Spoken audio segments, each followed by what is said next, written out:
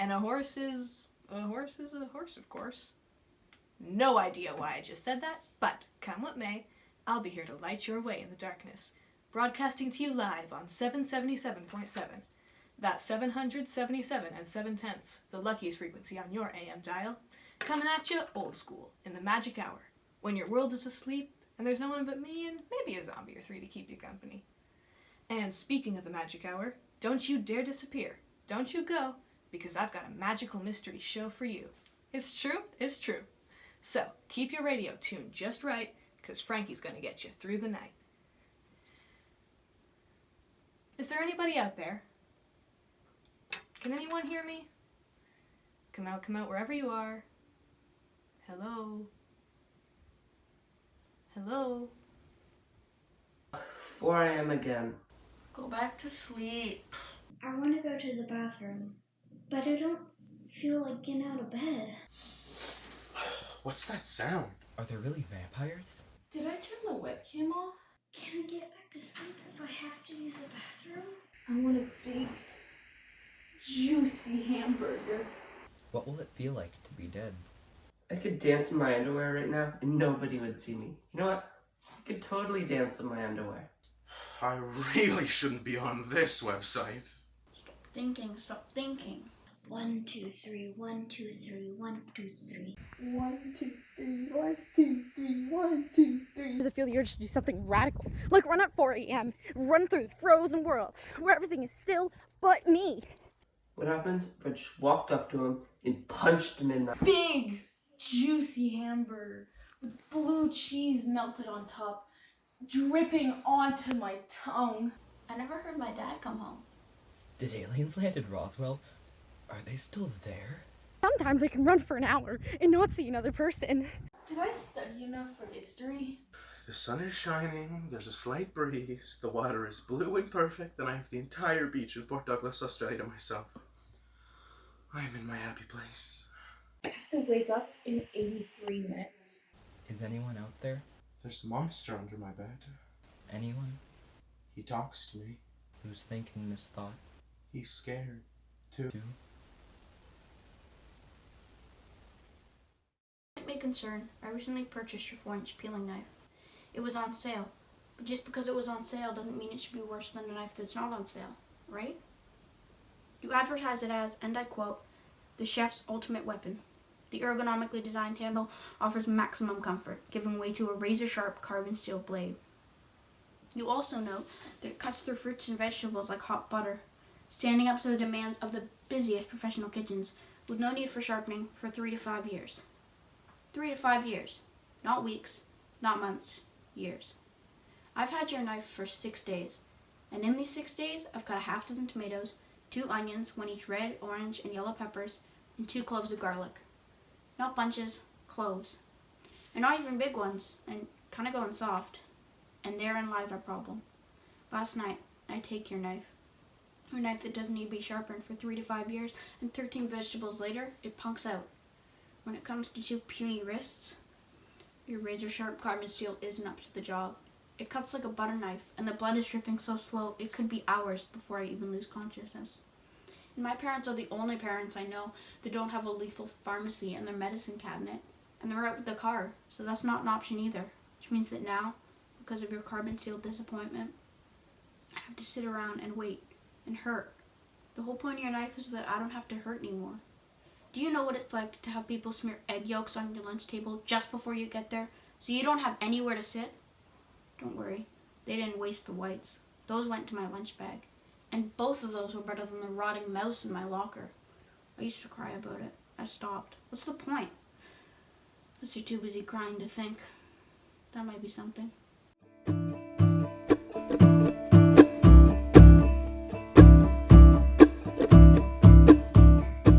Monica, are you awake? Monica! Monica! What? Are you awake? What are you doing? What are you doing? Sleeping. You can't. This isn't working for me. What? Turn off the lights. This is supposed to be a sleepover, but you're just sleeping. What time is it? 4, and we should be up talking about guys, dyeing each other's hair purple, texting our friends what an amazing time we're having. Sleep over. Sleep. It has nothing to do with sleep. If you wanted to sleep, you shouldn't have had to sign in the Zoom call. What is wrong with you? Me? Did we cross an alternate universe where up is down? What time did you say it was? 4. Everybody's asleep at 4. Not at a sleepover. By 4, we should be confining our deepest, darkest secrets. Secrets so secret that we have to swear on a grave of an A-list celebrity never to tell.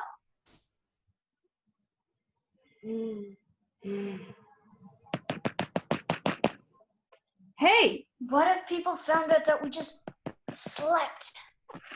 I won't tell anyone. Once you're on the list, you don't know how hard it is to get off. I promise. It's like a big, black smudge of cane on your forehead. No one's gotten it off in the history of St. Mike's. I promise I won't tell. What if we got up extra early? It is extra early. I would have never invited you to this virtual sleepover if I've known you being like this. Wait. I want to swap secrets and talk about guys. I'm listening. We could set a time. 8. Nobody's going to be up at 8 on a Saturday. We could do all that and they'd never know. I know. And what if it just slips out? I see how you look at Ryan. You get all, your mouth opens. You look like a whale from science class feeding on plankton. Yeah, you get all whale mouthy and something just might slip out. 4 hours. That's all I ask. You ask too much. I could maybe do it if I had some kind of proof that you wouldn't say anything. Proof? Like a hostage. Yeah, if I had a hostage, maybe we could make it work.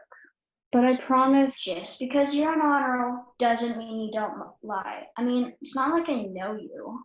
We've been best friends since kindergarten. And now this. It's like you're a stranger from off the street speaking Russian. Come on, we were green tea goddesses. You can't tell me you don't remember the green tea goddess, green tea tickle. Green tea goddesses forever. Is the cat to totem way. Your cat. What? Captain Snuffles. If I had him as a hostage, I'd feel better. You want my cat? You can't take my cat. Not take. Just take for a little while until I'm sure. Of what? That these 4 hours aren't going to blow up into my face. I'm not giving you Captain Snuffles. Then stay up. I can't, even if I wanted to. He's at my house. Actually, You psycho. You kidnapped. wait. He chases after Eddie. Oh, yeah. He chases after your little brother for 2 miles right into a box in your room. I mean, it kind of helps when he rubs tuna fish oil all over his body and stands outside your window. I'm coming, Captain Snuffles. I'm coming. You don't look so tired now. Give me my cat. Then tell me a secret first. You are not being a good goddess. I'm not in love with Ryan. Don't even like him that much. I like Jerome, and since they're always standing next to each other, it looks like I'm in love with Ryan. Now give me my... I still have nightmares about that clown. What? The clown. The one holding the cotton candy? He won't stop chasing me. But that's like... Don't laugh at me. I should have never have told you. Did you know that Captain Snuffles was specially trained as a clown fighting cat? Really? No, Now you're just making fun of. but I'm not so bad at clown fighting. Yeah. Yeah. My turn for another secret? I wonder if she's up. I wonder if he's up. And if I call her, If I call him and he's sleeping. and she's sleeping, and I wake her, What if I wake him? she'll hate me. What if he hates me forever?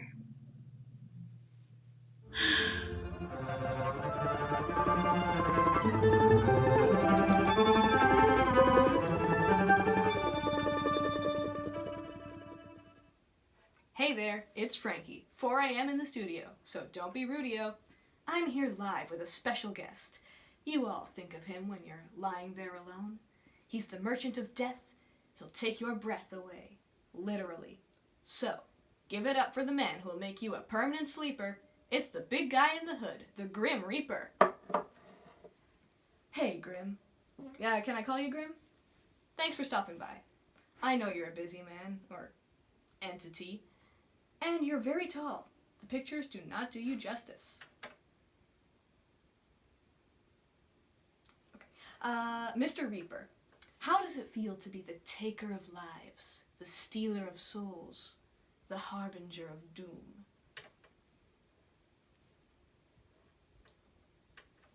Okay, the silence is scary, and I mean really scary, but yeah, that finger wagging in my direction, it's about to make me wet my pants, but nobody can see it. This is radio. You can't gesture silently on the radio. We're gonna go to commercial and we'll try to get a word, any word, after the break. It's been called ergonomic, a chef's ultimate weapon. 4 inches of drop-dead sexy. But don't take our word for it that this 4-inch tower of chopping and peeling power will give your knife life the edge it's been missing. Just ask our customers. I love this knife. It couldn't peel a boiled potato, but it just looks so beautiful. If I had a kid that was as bad as this knife, I'd kick his lazy butt out of the house and change the locks. Thank you. Thank you so much. Thank you for making such crappy knives.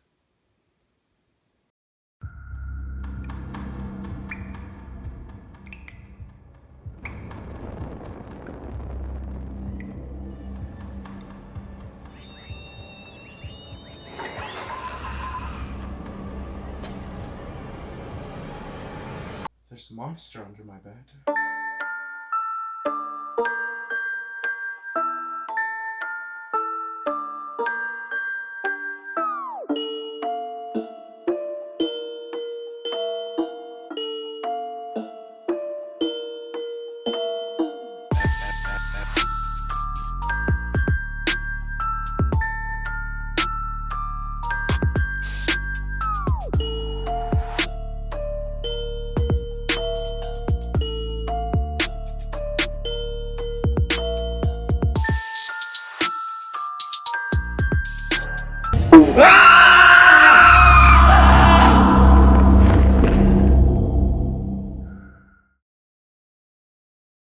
I can never fall asleep because I know I'm going to wake up the next day. We both know what an upper that's going to be. So I put off sleeping as long as I can, which means thinking about the last day. We both know what an upper that already was. And my grades are circling the bowl because it's hard to be smart when you only sleep between 5 and 6:30 every morning. So I'm sitting there, bleeding really slowly because you guys are incompetent. And I'm trying to get my mind off the pain because it isn't supposed to be like this. And the power goes out. Now there's no TV, no computer, no light, no nothing. My parents are away as usual, even when they're home, so it's just me totally alone. And I should be free by now, but I'm not thanks to you. I'm on the floor, bleeding in the dark. But I'm leaning against the wall by my closet, And in the closet is this old battery-powered radio I got at a junk shop. It's the only thing in the whole house that works. No, I don't have a cell phone, and they make fun of me for that too, thanks for asking. But the radio works, because I guess they made things better in the old days, before they started importing lead from China. It's only AM, but that's better than silence. Better than what's in my head. There's a talk show on about sports, but I don't really get sports. I want to, but I'm not good at them, and every time I talk about it, it feels fake. There's music in a language that's not English, but it's not Spanish either. And some scratchy religious guy saying he'd save my soul if I'd send him $50. But your knife pretty much cleaned me out. Can true love be cast asunder by an errand? Cell phone call. Oh, I love him so much. Juliet, I love you so much. We complete. Each other's sentences. You're my close parentheses. To my open. You're the quid to my pro quo. Whenever you're near me, I hear a symphony. A tender melody. To call or not to call? That is the question.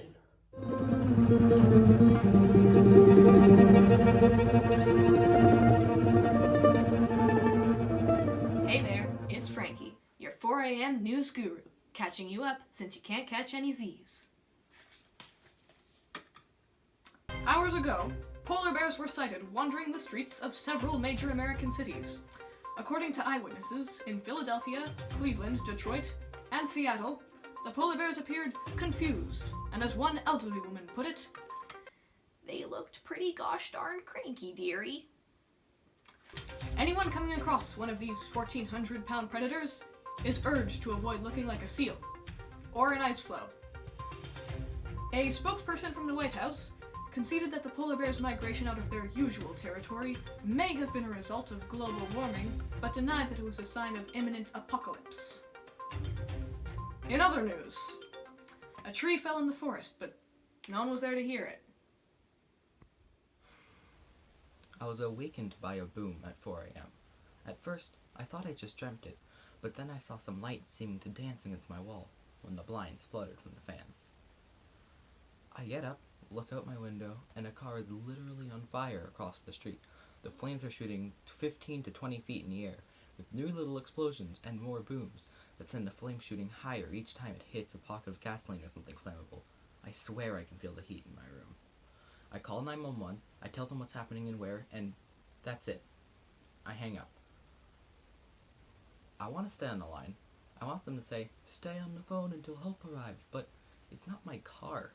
They don't even ask for my name. I'm just out. All of them having their private emergency, and I'm no longer a part of it. Some tiny piece of me, just for a second, wishes I'd started the fire. Because there'd be police and reporters, and I could still be a part of it. No, I'm not the type of kid who start fires, nor do I want to start fires. Except for in 5th grade when I lit an ant on fire with a magnifying glass. But don't they see? I'm not asking for a lot. Just a gesture. So, maybe staying on the phone would tie up the line. Maybe some little kid's dad is having a heart attack. Or a woman is giving birth on her kitchen floor. Or a motorcycle lost an argument with a 16-wheeler, and someone on the scene needs to be talked through CPR. Of course I'm not as important as that. But maybe, just maybe when the fire truck gets here, and the good thing about living close to a fire station is that it only takes them 2 minutes to get here. But maybe just a subtle nod to my second floor window. Maybe a "thanks, kid" under your breath. I'd feel a little more included and just a tiny bit less alone. Give up when I hear this other voice. She's barely on a different band from the preacher, so I have to get the tune just right, which is hard when you have 2 slashed wrists. But I finally get it, and she's like my age. Is there anybody out there? It's Frankie, 4 a.m. And if you're awake and alive, let me know. Got a great show for you this morning, and every morning. Just tune in and let's begin. And I start to listen, and she does all these jokes that are kind of funny and kind of not, and interviews with imaginary celebrities. And she's not entirely good all the time, but she's so much better than you. And then she starts doing commercials, and she does one for one of your knives. And she hates them too. At the end, it's so funny, because she says, Thank you for making such crappy knives. Only she's making fun of you. But I think you get that. And the more I listen, I kind of forget I heard, or I put it out of my head, and I'm thinking, what's she going to do tomorrow? And how does she know about your knives? And does she take call-ins? There's a phone number, but I don't know if it's real. I want to find out and call her, and maybe I can be on a radio show that nobody listens to. But it would still be kind of awesome. If the phone number doesn't work, there must be some way of getting in touch with her. I'll bet radio people are like a tribe, and somebody will know. I want to listen to a few more shows before I'm ready to try calling in, get more familiar. But it's like with every minute I listen, it just makes 4 a.m. in my life a little easier to take. So this is kind of a thank you note. Because if your knives had actually worked, I'd never have heard of Frankie. So thank you. Thank you for making such crappy knives. I call him not. I call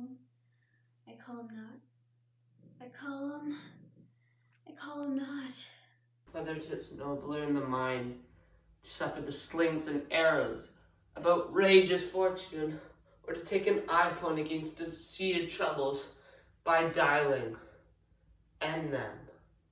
Or end us. I'll text. You know what?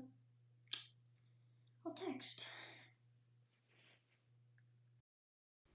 Hey there, it's Frankie, your 4 a.m. spark, your 4 a.m. fire, roaming the night like a vampire.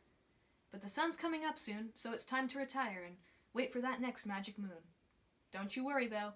I'll be back again tomorrow morning to inspire, pre-dawning with you once again. Until then, my friends, hold on, stay strong, because come what may, you can make it through the day. And when the light is gone, the fight goes on. And once again, I'll say, is there anybody out there? And I know someday somebody's going to answer back. And until then, I'm going to keep the faith, keep this train on track. This is Frankie saying, I know you're out there. Sweet fears and sweet dreams.